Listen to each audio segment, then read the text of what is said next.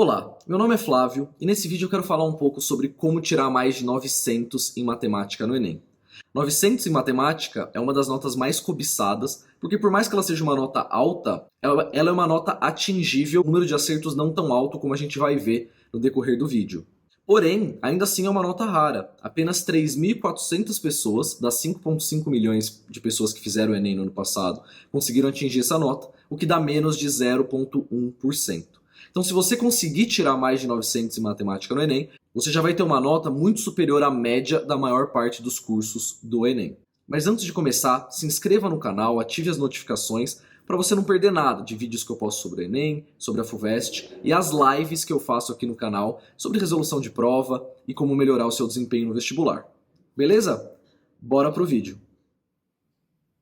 Bem, esse vídeo vai ter duas partes. Na primeira parte, eu quero fornecer alguns dados reais de candidatos que fizeram o Enem no ano passado, que é fornecido por uma base oficial do INEP chamada Microdados de 2019. Essa é uma base que literalmente tem 5 milhões de linhas e uma série de colunas com todas as informações de cada um dos candidatos, das questões que eles marcaram e a nota, sendo assim possível traçar alguns paralelos entre a nota que a pessoa tirou e o número de acertos que ela teve. E a segunda parte vai ser uma dica baseada no padrão de questões existentes na prova de matemática, dando uma dica muito simples de como identificar as questões que são fáceis e as questões que são difíceis. Como vocês bem sabem, é muito comum existirem casos em que as pessoas acertam o mesmo número de questões e tiram notas completamente diferentes. E o contrário também é verdade. Pessoas acertam um número diferente de questões e acabam tendo a mesma pontuação.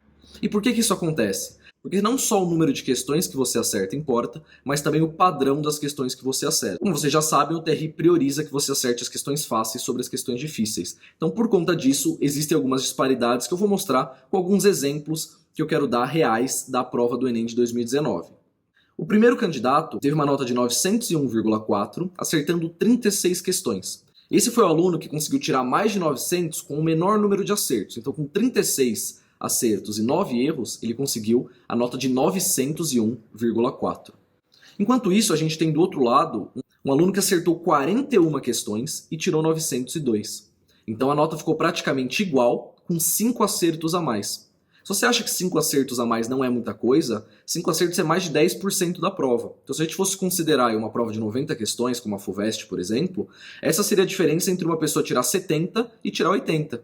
Então é uma diferença muito considerável, e nesse caso fica claro que com um desempenho muito diferente, essas pessoas tiveram notas iguais.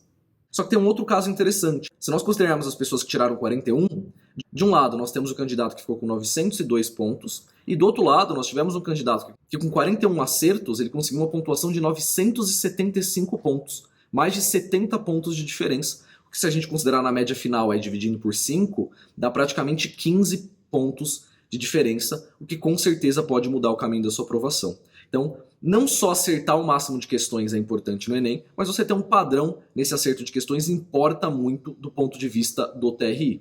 Mas vamos supor que você não precisa tirar 900 em matemática, que 800 já esteja suficiente. Eu vou dar o mesmo exemplo, então, com 800 pontos. De um lado, nós temos um candidato que acertou 28 questões e ficou com 802 pontos. E do outro lado, nós temos um candidato que acertou 34 questões e ficou com 802 pontos também. Então olha que interessante. Nesse caso, a gente teve uma disparidade de 6 pontos entre esses dois candidatos, que numa prova de 90 questões equivaleria a 12 pontos, e aí é quase 15% da prova total, tirando a mesma nota. Então é extremamente importante criar uma estratégia de prova que priorize o que o TRI considera mais importante. Tendo todos esses exemplos em mente, eu quero trazer uma estratégia muito simples de identificação de questões que são difíceis na prova de matemática. Então, com isso, você consegue montar uma estratégia selecionando essas questões difíceis, deixando elas para resolver só no fim, ou até mesmo chutando no último momento da prova, investindo o mínimo de tempo nelas, investindo o máximo de tempo nas questões fáceis. Qual que é um padrão de questões difíceis que todos os anos caem?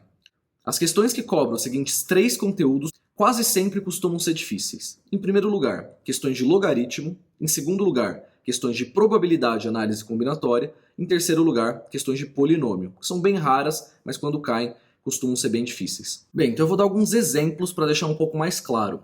Essa foi uma questão de logaritmo do ano passado. O logaritmo é uma competência que motiva questões consideradas difíceis para o Enem naturalmente. Mas se a gente analisar a porcentagem de acerto dessa questão, a gente vê que ela foi cerca de 14%. sendo que a maior parte dos candidatos errou por uma questão mesmo de besteira e não entender direito o conceito de logaritmo.